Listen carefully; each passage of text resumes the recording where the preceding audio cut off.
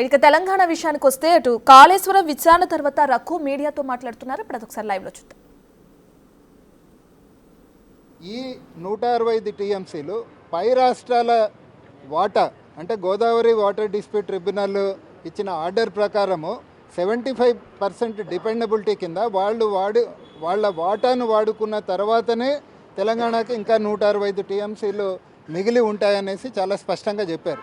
ఇది డాక్యుమెంట్ను CWC letter 4th March 2015 నాడు CWC ఇచ్చిన లెటర్ను నా అఫిడవిట్తో పాటు ఎంక్లోజ్ చేశాను.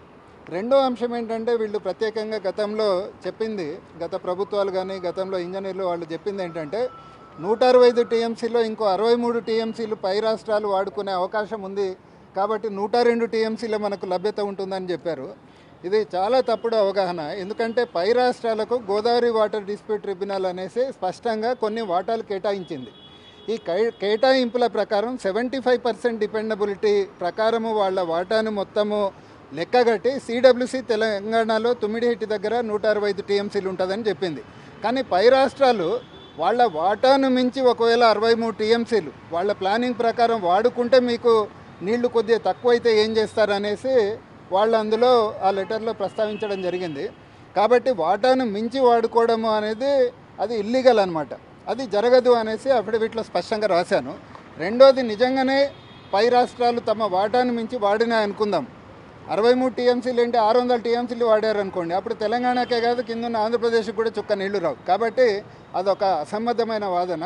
సపోజ్ ఫర్ ఆర్గ్యుమెంట్ సేక్ నిజంగానే పై రాష్ట్రాలు వాళ్ళ వాటాను మించి ఇంకో 63 టీఎంసీలు తీసుకున్నారనుకుందాం, అప్పుడు తెలంగాణకు 102 టీఎంసీలే మిగులుతాయి కదా, తుమ్మిడిహెట్టి దగ్గర నీళ్లు ఉండవు అనే వాదన తీసుకుంటే, ముఖ్యంగా ఒక 100 సంవత్సరాలు అనుకుంటే ఈ 100 సంవత్సరాల్లో 75 సంవత్సరాల పాటు 102 టీఎంసీల నీళ్లు మాత్రమే ఉంటాయనేసి వాళ్ళు ఆర్గ్యూ చేస్తున్నారు. నిజానికి సిడబ్ల్యూసి ఇచ్చిన లెక్కల ప్రకారం చూస్తే ఈ 75 సంవత్సరాల్లో 65 సంవత్సరాల పాటు 255 టీఎంసీలు పుష్కలంగా నీళ్లు లభిస్తాయనేసి వాళ్ళ డాక్యుమెంట్లో ఉంది. ఇది కూడా స్పష్టంగా ఆధారాలతో సహా కమిషన్ ముందు స్పష్టంగా పెట్టాను. 75 సంవత్సరాల్లో 65 సంవత్సరాల పాటు 255 టీఎంసీల నీళ్లు ఉంటుంది.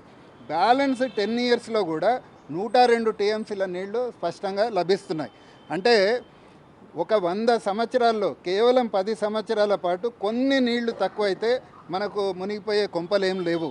ఎందుకంటే 65 సంవత్సరాల పాటు మనకు అంచనాల కన్నా 165 కన్నా ఇంకా దాదాపు 90 టీఎంసీలు ఎక్కువ లభిస్తుంది. కాబట్టి అక్కడ పుష్కలంగా నీళ్లు ఉన్నాయనేసి సిడబ్ల్యూసి లెటర్ల ద్వారా మనకు స్పష్టమవుతుంది.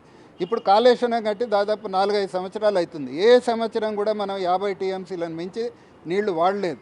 అలాంటప్పుడు తక్కువలో తక్కువ వచ్చిన 10 సంవత్సరాలు 100 సంవత్సరాల్లో 10 సంవత్సరాలు 102 టీఎంసీలు వస్తే దాంతో మనకు ఏ విధంగా నష్టమవుతుంది? పుష్కలంగా వచ్చే తుమ్మిడిహెట్టిని కాదని మేడిగడ్డకు తరలించడం అనేది సరైన నిర్ణయం కాదనేసి ఇలాంటి ఆధారాలన్నీ కూడా పెట్టడం జరిగింది. ఇప్పుడు అక్కడ బ్యారేజీల నిర్మాణ స్థలాల్లో